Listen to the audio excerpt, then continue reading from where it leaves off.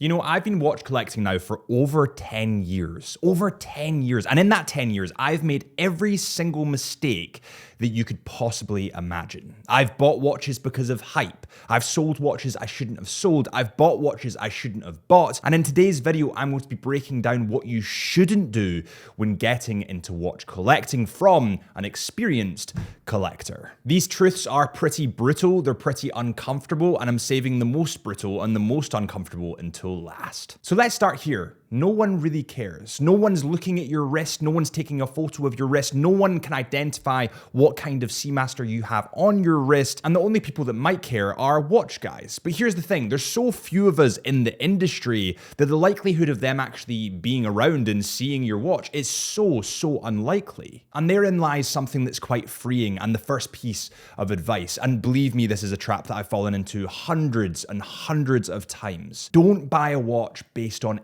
anyone's opinion except your own. And yeah, I know that's rich coming from a YouTuber that talks about watches, but that's why on this channel I try and remain relatively fluid. I try and remain relatively neutral. And the reason for that is because I know that my taste might differ from yours, might differ from my family's, might differ from your friends, might differ from other watch collectors and watch people in the community.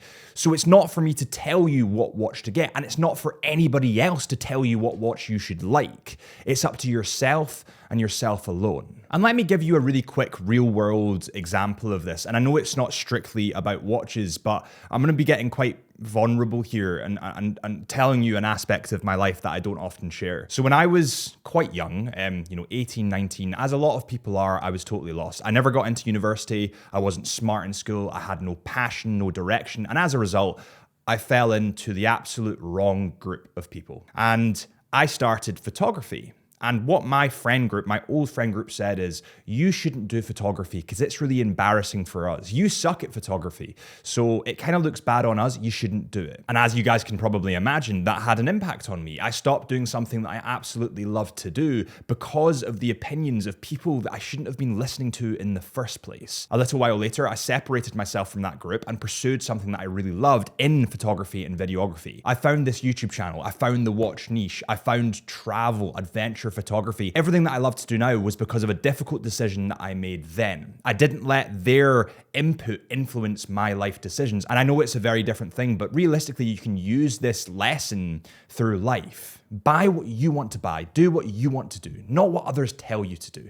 Because realistically, the only important person here is you. By the way, on the subject of watch collecting advice, if you want to win this awesome Hamilton hoodie, all you need to do is subscribe to the channel, share this video, like it, and comment with the biggest watch collecting mistake that you have made. This is just to say thank you guys so much for subscribing to the channel and supporting me. I really appreciate it. I'll be giving you guys a lot more in the coming weeks. I'll do this giveaway. It will probably end next week. And number two, we get to probably the biggest lie in the watch industry. You need to start collecting. You need a watch collection. You don't. You don't need a collection. The idea was sold to you. A collection is just a socially acceptable way of saying you bought more watches than realistically you needed. And now you're trying to justify it with the word collection. I mean, I have so many watches in my collection. I love them all. I really do love them all. I try and attach emotional attachment to a lot of them.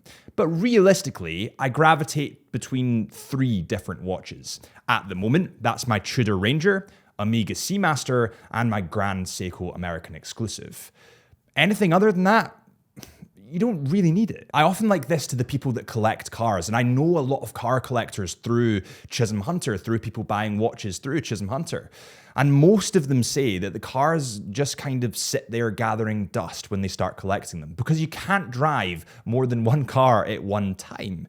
And a lot of the time, you just choose the car that's comfortable. You choose the car that can get you from A to B the smoothest. And everything else is just noise. Now, I'm fully in the watch collecting and the watch community, so I don't want to say that watch collecting is bad, because it absolutely isn't.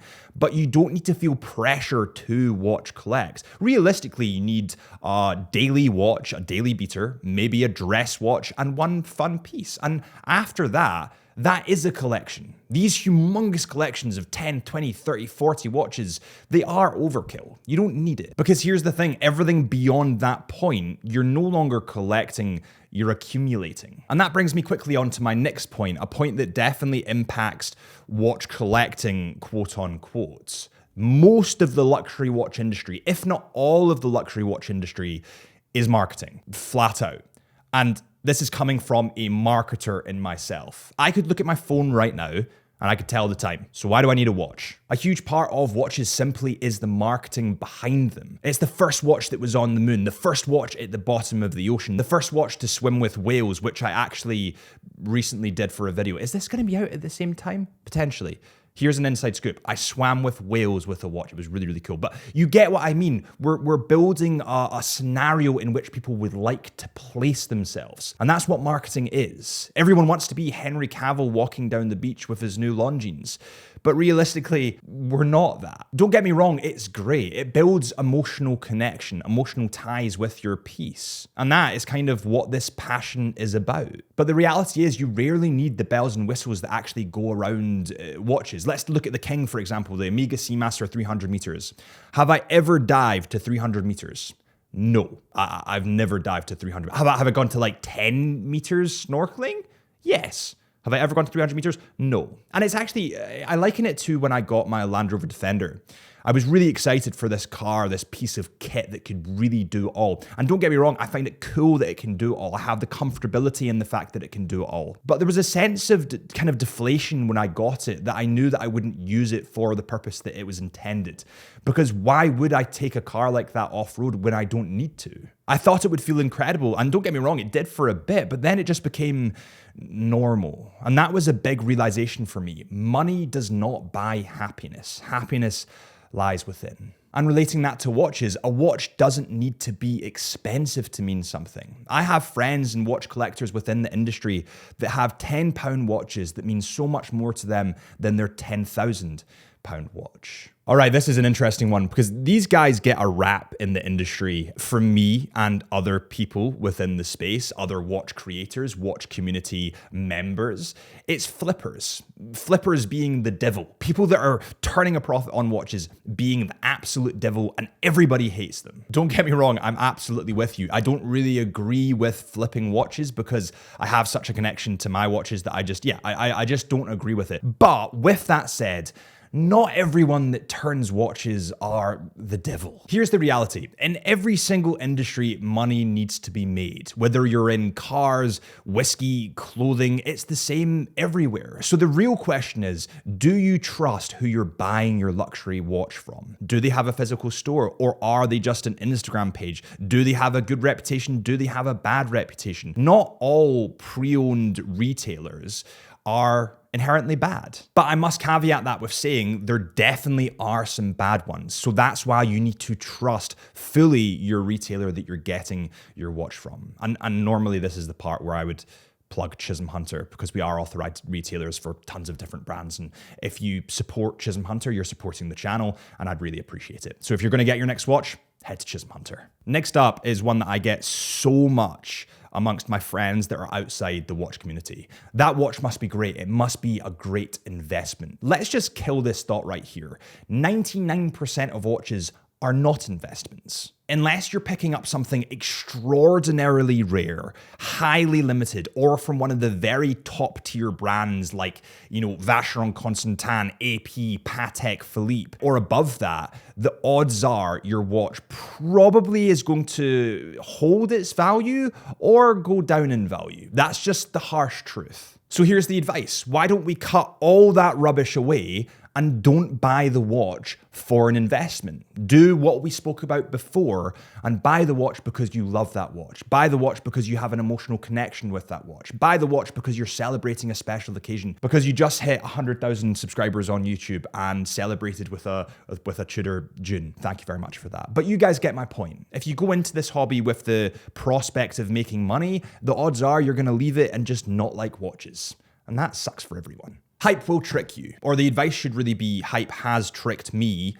several times, and it sucks. I have literally bought loads of different watches just because of hype, because I've been sucked in to that marketing sphere that the watch brands are so good at. The Omega Moonswatch, the Mission to Mercury, I got that. The Blancpain 50 Fathoms Scuba, I bought that. The Seiko Peanuts Edition, I bought that. Do I wear these watches?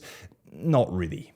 I was sucked into the hype. I made a mistake. Now, I'm not saying that these watches are inherently bad, but given more time, I probably would have spent that money elsewhere. And it's not always the case that hype is terrible. I mean, I bought the Tudor Dune White, and it was one of the best watches that I've bought. I've actually just literally not taken it off the wrist at all. And technically speaking, it was trending. It was hypey. But the reason I didn't regret that is because I attached it to an emotional connection. Do you see where I'm coming from in this video? Now, brands at the moment are just absolutely brilliant in making this kind of hype sphere. It's like a bubble that you can't really get out of. And I've got a perfect example of this, a recent example of this. Let's look at the Christopher Ward, the new Christopher Ward C63 True GMT. For about 2 weeks, it has been all over my feed. Every single YouTuber is talking about it. Every single person on Instagram, every single person on TikTok. It has been fed to me on repeat. And partially because I actually like the watch, I was like, oh God, I'm like, oh, that's quite exciting. Maybe I should get one. But realistically, if I give that 2 more weeks and let the hype fade away, will I still want that watch? If you do want that watch, then that's fine.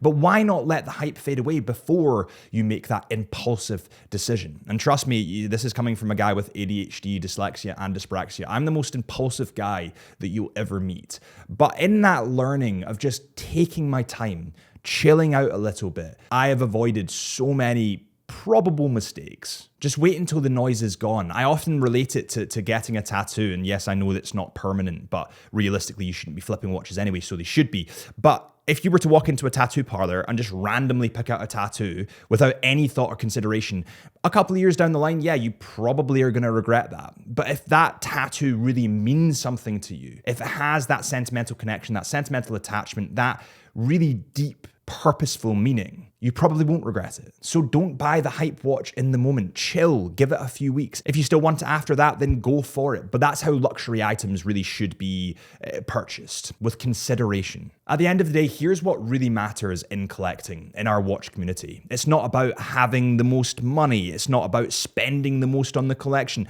It's not about owning what everyone else wants. It's about building something that actually means something to you. It's about emotional connection, memories, looking at watches and remembering a moment in your life that you were truly happy, fulfilled, proud. And most people just never get that because they're chasing something else. They're chasing the next thing, the next thing, the next thing, the hype, the hype, the hype. They never truly find what it means to be happy with what they have. And if you can avoid these really simple, rudimentary mistakes, I promise you that you will be further ahead than I was certainly about 3 or 4 years ago. You'll be further ahead than 90% of the watch community. Let me know in the comments the biggest mistakes that you guys have made in your watch collecting journey. I'd really be fascinated to know. I'm sure there's some clangers out there. I've certainly had some clangers. Thank you guys so much for watching. If you have enjoyed, hit that subscribe button. Follow us on Instagram at Chisholm Hunter Watches, my Instagram at HP Lifelens, or the podcast, the Infinite Podcast. And I'll see you guys real soon.